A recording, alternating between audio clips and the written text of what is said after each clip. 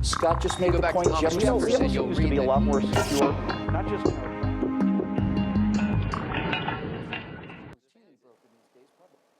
Supreme Court Justice Antonin Scalia passed away in his sleep at the age of 79 while on vacation in an exclusive Texas ranch. Not a bad way to go, if you ask me. But if you ask a certain kind of internet troll, Scalia was murdered by a conspiracy going perhaps all the way up to the Oval Office. I'm Steve Green. This is Trifecta, and with me today to look at this era of internet paranoia, Bill Whittle and Scott Ott. Gents, here's what we know. 99.999% for sure. An elderly man with a weight problem and declining health was found dead in his hotel room, in a room locked from the inside with no sign of struggle or pain. Now, according to Presidio County Judge where he died, Scalia's doctor told her that he had a history of heart trouble, high blood pressure, and was considered too weak even to undergo surgery for a recent shoulder injury. Here's the kicker. Scalia was not found with a pillow covering his head, as some would have you believe, but rather over his head, against the headboard, where pillows usually go. And yet on Google this morning, Scalia assassinated returns more than 21 million results just days after he died. The paranoid frenzy has been fed by everyone from Matt Drudge, who should know better, to Alex Jones, who never met a conspiracy theory he couldn't use to bilk his deluded internet and radio audience out of their money. Bill, that was a long intro to a very short question. What's wrong with this?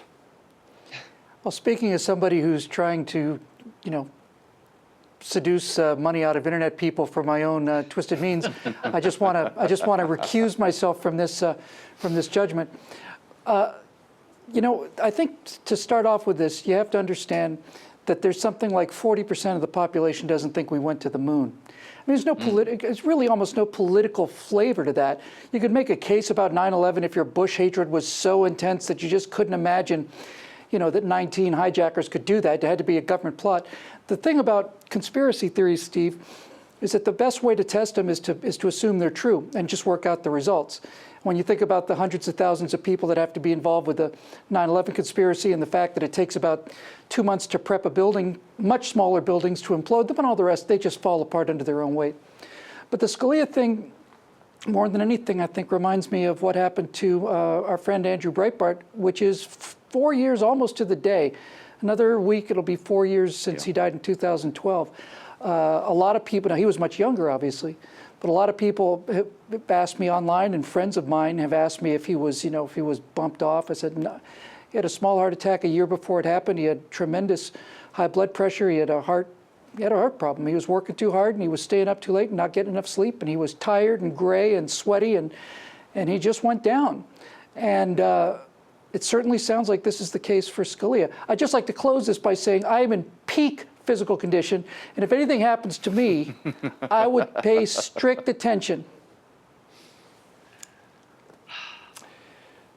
We may never know for sure. All right, now to be fair, there is a long history of paranoid theories in American political life. But the internet, for good and ill, is the place where anybody can put up anything, no matter how crazy, and have it appear just as respectable as the front page of a major newspaper, or just as trusted as a favorite blog like Instapundit. And of course, once something is on the internet, it can stay up there forever, unaffected by new findings, by facts, or even by common sense. So, Scott, has the internet, has it created a sort of positive feedback loop where paranoia feeds on paranoia until half the population is just certifiably nuts? Yeah, I'd say we're witnessing the death of discernment. And by the way, just in case something should happen to me, I am in fact not in peak physical condition. And so it's too much trouble for me to enter into a diet and exercise program. So what I've decided to do instead is order a preemptive autopsy on my body to just establish a baseline so that after I die, then they will have something to compare it to. You're in no condition to exercise. You hesitate, that's right. You hesitate to even answer this kind of kookiness. And I know, I'm sure I'll run into somebody somewhere who will, with all sincerity, look me in the eye and say that, well, of course, Justice Scalia, must have been offed by the Obama administration because he was such an obstacle to their plans. Well, as far as I can tell, the Supreme Court has not been much of an obstacle to the Obama administration's real plans. Yeah, that's right. And And the reality of it is, as you say, Steve, he's a 79-year-old obese man who died in his sleep while at a quail hunting farm. I mean, that's how I want to die. I want to come in from a day of being out in the, in the fields hunting for quail. I want to lay down in my pajamas with a pillow resting against the headboard, and I want to die in my sleep. And I think it disparages the reputation of Justice Scalia to have this kind of ridiculous banter going on. If you hear somebody talking like this or see somebody online talking like this, immediately unfriend them. I mean, in person, just unfriend them. Just go, I unfriend you. I just wanted to say quickly that that's exactly how my dad did die.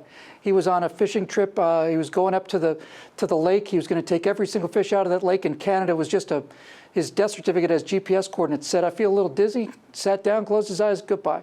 Yeah, I think I think Scalia deserved that kind of exit, and certainly he served his country very well, long enough to in my mind, justify that kind of farewell.